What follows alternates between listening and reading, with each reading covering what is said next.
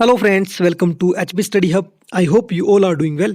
Today is 22 दिसंबर। तो चलिए देखते हैं 22 दिसंबर के करंट अफेयर और स्टैटिक जीके के टॉप 10 इंपॉर्टेंट क्वेश्चन जो आपके आने वाले किसी भी एग्जाम के लिए बहुत ही ज़्यादा इंपॉर्टेंट है। सो बिफोर वी गो, अगर अभी तक आपने हमारे चैनल को सब्सक्राइब नहीं किया है तो हमारे चैनल को सब्सक्राइब करें और बेल आइकन को प्रेस करना ना भूलें। तो चलिए फ्रेंड्स, शुरू करते हैं आज के इस लेक्चर को। क्वेश्चन नंबर 1 जिसमें आपसे पूछा है, भारत का वो फर्स्ट जूलॉजिकल पार्क कौन है जिसने रिसीव किया है आईएसओ सर्टिफिकेशन। आपके गिवन ऑप्शन है Nehru Zoological Park, option B Arignar Anna Zoological Park, option C Thiruvananthapuram zoo या फिर option D Alipore National Park. तो इस क्वेश्चन का जो राइट आंसर होगा, इंडिया का फर्स्ट जूलॉजिकल पार्क बन गया है जिसे मिला है आईएसओ सर्टिफिकेट, वो है आपका option A Nehru Zoological park. तो नेहरू जूलॉजिकल पार्क को मिला है आईएसओ सर्टिफिकेशन और ये सर्टिफिकेट इस पार्क को इसलिए दिया गया है क्योंकि इन्होंने वेल मेंटेन करके रखा हुआ है अपने सैनिटेशन को, फूड प्रोसेसिंग को, एनिमल ब्रीडिंग को, मेडिकेयर को और एनिमल केयर और हाइजीन मेंटेनेंस को।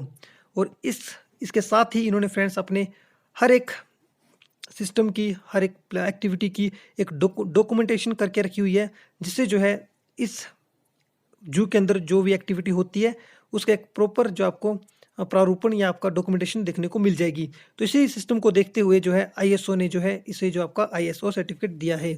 आईएसओ जो है ये आपका स्टैंड करता है इंटरनेशनल ऑर्गेनाइजेशन फॉर स्टैंडर्डाइजेशन, और ये आपका एक independent non government international organisation है जो कि आपका डेवलप करता है standard to ensure the quality, safety and efficiency of product, service and system. और आईएसओ के आपको हेडक्वार्टर देखने को मिलेंगे जिनेवा स्विट्जरलैंड में, और इसके अंदर एट प्रेजेंट में आपको मिलेंगे 165 मेंबर्स कंट्रीज। तो ये काफ़ी इंपॉर्टेंट क्वेश्चन है, आप इसे याद रखें। नेहरू जूलॉजिकल पार्क बना है इंडिया का फर्स्ट आईएसओ सर्टिफिकेट पाने वाला पार्क, जूलॉजिकल पार्क, और ये आपको मिलेगा हैदराबाद तेलंगाना में। Option B Arignar Anna Zoological park मिलेगा आपको तमिलनाडु में, ऑप्शन सी तिरुवनंतपुरम जू मिलेगा आपको केरल में, और option D Alipore National park मिलेगा आपको वेस्ट बंगाल में। नेक्स्ट क्वेश्चन बात करूँ, question number 2, again important question, which financial institution has approved for India project including Chhattisgarh Chirag and drip 2। तो कौन से फाइनेंशियल इंस्टीट्यूट ने हाल ही में अप्रूवल दिया है इंडिया के 4 प्रोजेक्ट को, जिसमें से आपके हैं छत्तीसगढ़ का चिराग और ड्रिप 2 प्रोजेक्ट भी। आपका ऑप्शन है ADB, option B AIIB, option C World Bank या फिर ऑप्शन डी आईएमएफ।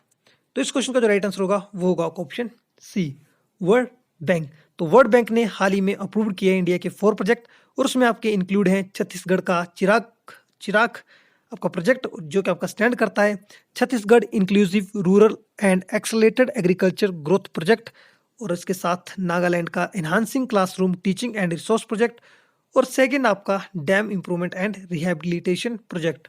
तो ये 3 जो प्रोजेक्ट हैं इनको जो अप्रूवल मिल गया है वर्ल्ड बैंक से, और अब जो है इन प्रोजेक्ट के ऊपर काम शुरू किया जाएगा, और जिसकी फंडिंग जो होगी वो करेगा आपका वर्ल्ड बैंक। वर्ल्ड बैंक की ओर देखें तो वर्ल्ड बैंक जो आपका फाउंड किया गया था या फॉर्म किया गया था वो किया गया था 1944 में। इसके हेडक्वार्टर मिलेंगे आपको वाशिंगटन डीसी में, और एट प्रेजेंट में जो इसके प्रेसिडेंट है वो है आपके डेविड मालपास। ऑप्शन ए को देखिए यानी कि एशियन डेवलपमेंट बैंक, ये आपका स्टैंड किया, ये जो आपका बना था ये बना था आपका 19 दिसंबर 1966 को। इसके आपको हेडक्वार्टर देखने को मिलेंगे फिलीपींस में। ऑप्शन बी को देखिए एआईआईबी यानी कि एशियन इंफ्रास्ट्रक्चर इन्वेस्टमेंट बैंक, इसके हेडक्वार्टर मिलेंगे आपको बीजिंग में यानी कि चाइना में, और ये आपका जो बना था ये बना था 2016 में। ऑप्शन डी को देखें आईएमएफ जो कि स्टैंड करता है आपका इंटरनेशनल मॉनेटरी फंड, इसके हेडक्वार्टर भी आपको देखने को मिलेंगे अगेन वाशिंगटन डीसी यूएसए में, और जो आपका फॉर्म्ड हुआ था ये आपका हुआ था 1945 को। सो आई होप कि आपको ये क्वेश्चन समझ आया होगा। नेक्स्ट क्वेश्चन बात करें, क्वेश्चन नंबर 3, जिसमें आपसे पूछा है union external affair minister has launch which category of website to highlight brand India. तो भारत के केंद्रीय विदेश मंत्रालय ने हाल ही में ब्रांड इंडिया को उजागर करने के लिए एक वेबसाइट लॉन्च की है। आपने उस वेबसाइट का नाम बताना है। आपका ऑप्शन है economic diplomacy website, option B counter terrorism website, option C cyber diplomacy website या फिर option D culture growth website. तो इस क्वेश्चन का जो राइट आंसर होगा, इंडिया के विदेश मंत्री यानी कि आपका एस जयशंकर ने ब्रांड इंडिया को प्रमोट करने के लिए जो वेबसाइट लॉन्च की है वो की है economic diplomacy website. Option A is the right answer. तो ये जो है आपकी वेबसाइट लॉन्च की है गवर्नमेंट ऑफ इंडिया ने जो कि आपकी फोकस करेगी ब्रांड इंडिया मिशन के तहत on the promotion of quality of product that are manufacture in the country. तो इंडिया के अंदर जो भी प्रोडक्ट तैयार किए जाएंगे उनकी प्रमोशन के लिए, ठीक है, उनकी प्रमोशन के लिए जो है क्वालिटी प्रोडक्ट जो इंडिया के अंदर तैयार होंगे उनकी प्रमोशन के लिए ब्रांड इंडिया मिशन जो है मिनिस्ट्री ऑफ एक्सटर्नल अफेयर ने चलाया है, ताकि हमारे प्रोडक्ट की इंडिया स्पेशली इंडिया से रिलेटेड जो भी प्रोडक्ट तैयार होते हैं उनकी प्रमोशन को या उनकी एक्सपोर्ट को इंक्रीज किया जा सके अदर कंट्रीज में। नेक्स्ट क्वेश्चन बात करूं, क्वेश्चन नंबर 4, अगेन काफी important question. Which global institution is to provide USD 1000 million loan to India to support MNREGA scheme. तो कौन सा वो फाइनेंशियल इंस्टीट्यूट है जो आपका लोन दे रहा है इंडिया को लगभग $1000 मिलियन का, जो कि सपोर्ट करता है मनरेगा स्कीम को। आपके ऑप्शन है ADB, AIIB, NDB या IMF। तो इसका जो राइट आंसर होगा वो होगा ऑप्शन सी, NDB यानी कि न्यू डेवलपमेंट बैंक। तो न्यू डेवलपमेंट बैंक ने हाल ही में गवर्नमेंट ऑफ इंडिया के साथ एक एग्रीमेंट साइन किया है, जिसके तहत 1000 मिलियन लोन का जो सपोर्ट दिया जाएगा इंडिया की इकोनॉमी को रिकवर करने के लिए, जो कि आपकी कोविड-19 की वजह से आपकी नीचे गिरी थी, और इसी के साथ ही इसको सपोर्ट करने के लिए ताकि जो इंडिया के अंदर जो मनरेगा का काम चला है, जिसे बोलते हैं हम Mahatma Gandhi National Rural Employment Guarantee Act, इस जो प्रोजेक्ट को जो है, इस स्कीम को जो है एक फाइनेंशियल हेल्प दी जाएगी बाय NDB यानी कि न्यू डेवलपमेंट बैंक द्वारा। और न्यू डेवलपमेंट बैंक जो है आपको ये देखने को मिलेगा आपको शंघाई चाइना में, और ये जो आपका काम करता है अंडर ब्रिक्स। तो ऐसा भी बोल सकते हैं ब्रिक्स के अंडर काम करता है आपका बैंक। जो ब्रिक्स जब कंट्री बनी थी उसके बाद ये आपका फॉर्म में आया था, और ये जो आपका फॉर्म में आया था ये आया था 2014 में। तो 2014 में आपको फाउंड किया गया था, और अभी जो हाल ही में इसने मनरेगा को जो है फाइनेंशियल सपोर्ट देने की बात की है, ताकि इंडिया की जो इकोनॉमी को रिकवर किया जा सके, जो कि आपकी ड्यू टू काफ़ी पीछे आ गई थी कोविड-19 की वजह से। तो काफ़ी इंपॉर्टेंट क्वेश्चन है, आप इसे भी याद रखें। नेक्स्ट बात करूँ question number 5, the north eastern power project, जिसका नाम है NERPSIP, which was seen in news recently, is implemented by which organization? आपके ऑप्शन है REC, option B Power Grid, option C NTPC या फिर ऑप्शन डी ONGC। तो उसका right answer जो होगा नॉर्थ ईस्ट पावर प्रोजेक्ट को सपोर्ट कर रहा है आपका पावर ग्रिड। तो north eastern region power system improvement project, जो कि आपका स्टार्ट किया गया था गवर्नमेंट ऑफ इंडिया द्वारा, और इसे जो आपका इम्प्लीमेंटेड जो इसकी बॉडी होगी वो होगी आपकी पावर ग्रिड। ये आपकी एक पब्लिक सेक्टर अंडरटेकिंग है, ये जो है आपको इस प्रोजेक्ट को इम्प्लीमेंट करेगी, और इसके साथ होंगे मिनिस्ट्री ऑफ पावर जो कि एसोसिएट करेगी 6 स्टेट नॉर्दर्न स्टेट को, जिसमें आती है आपकी असम, मणिपुर, मेघालय, मिजोरम, नागालैंड एंड त्रिपुरा। तो इन 6 स्टेट के साथ मिलके मिनिस्ट्री ऑफ पावर जो है इम्प्लीमेंट करेगी पावर ग्रिड के साथ भी मिलके इस प्रोजेक्ट को, ताकि जो है इन स्टेट में पावर से रिलेटेड कोई भी प्रॉब्लम इन नियर फ्यूचर ना आए, और उसको जो अभी हाल ही में जो भी दिक्कतें आ रही हैं उसको सोल्व किया जा सके। नेक्स्ट क्वेश्चन बात करूँ, question number 6, the stars is a new central sponsor scheme under. तो स्टार्स एक नई स्कीम लॉन्च की गई है, सेंट्रल स्पॉन्सर की आपकी स्कीम है।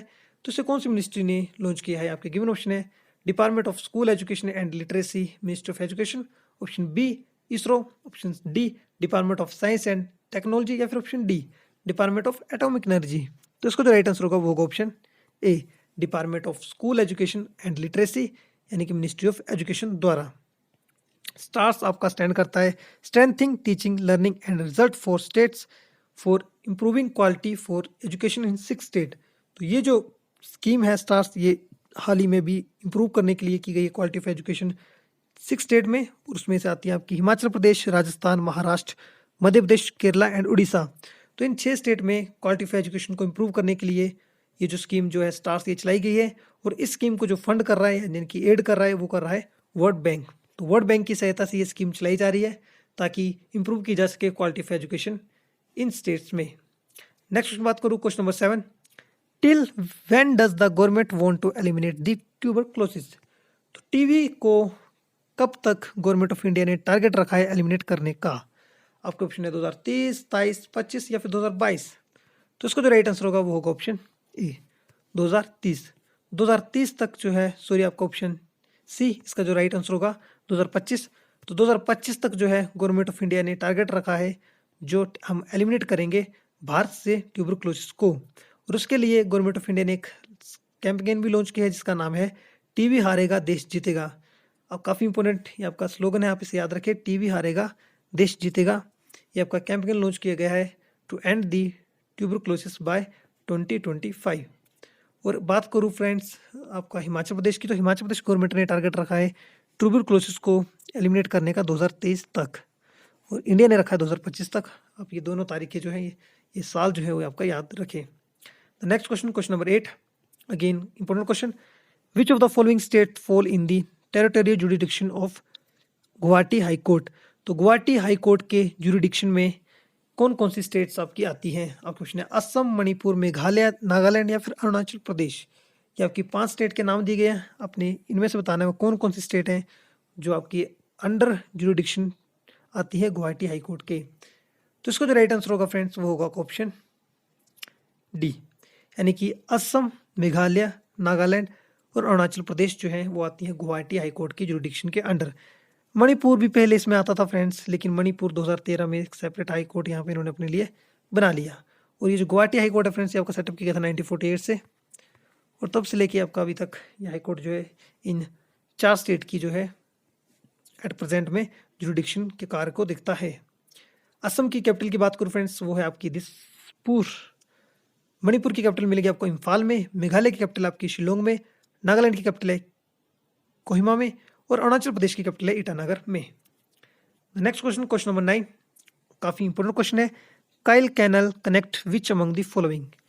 काइल आपका एक कैनल है फ्रेंड्स, वो आपकी कौन से 2 प्लेस को जोड़ता है? आपके ऑप्शन है Baltic Sea and Northern Sea, option B Baltic Sea and Norwegian Sea, option C Baltic Sea and White Sea, option D White Sea and Northern Sea.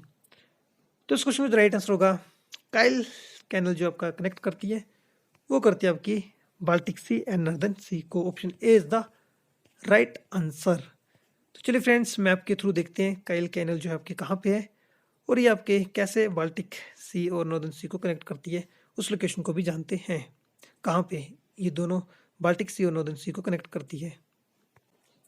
तो फ्रेंड्स ये रहा आपका एशिया का मैप, और यहाँ पर रहा हमारा प्यारा भारत। तो इंडिया से हमको वेस्टर्न की ओर जाना है, यानी कि यहाँ से पाकिस्तान होते हुए ये रहा आपका यूरोप, और यूरोप में आपको यहाँ पर मिलेगा नॉर्दर्न सी यानी कि नॉर्थ सी, और यहाँ पे मिलेगा आपको बाल्टिक सी। तो ये जो है आपकी ये लोकेशन जो आपकी है बाल्टिक सी, ठीक है, और ये वाली जो लोकेशन आपकी है नॉर्दर्न सी, और ये वाली जो लोकेशन आपकी है बाल्टिक सी। और बाल्टिक सी के पास जो कंट्री पड़ती हैं ये आपकी इस्तोनिया, लतीविया, लिथुनिया, इनको आपका बाल्टिक कंट्रीज भी कहते हैं, इस्तोनिया, लिथुविया और लिथुनिया को। और बाल्टिक सी और नॉर्दर्न सी को यहाँ पर जोड़ता है आपका कैल कैनल, ये आपकी क्या लोकेशन। और ये वाली जो आपको कैनल दिखाई दे रही है ना फ्रेंड्स, ये वाली जो कैनल है, ठीक है, और यही कैनल जो है आपकी इसे बोलते हैं आपका कील या फिर आपका काइल कैनल, जो आपकी कनेक्ट करती है बाल्टिक सी और नॉर्दर्न सी को। ठीक फ्रेंड्स, तो ये काफ़ी इंपॉर्टेंट लोकेशन थी, आई होप कि आपको पता लगी होगी। चलिए नेक्स्ट क्वेश्चन में देखते हैं, क्वेश्चन नंबर 10 और आज का ये last question, forest research institute of India is located in. आपके ऑप्शन है गाजियाबाद, देहरादून, दिल्ली या फिर लखनऊ। तो इसका जो राइट आंसर होगा forest research institute of India आपको मिलेगा ऑप्शन बी, देहरादून में।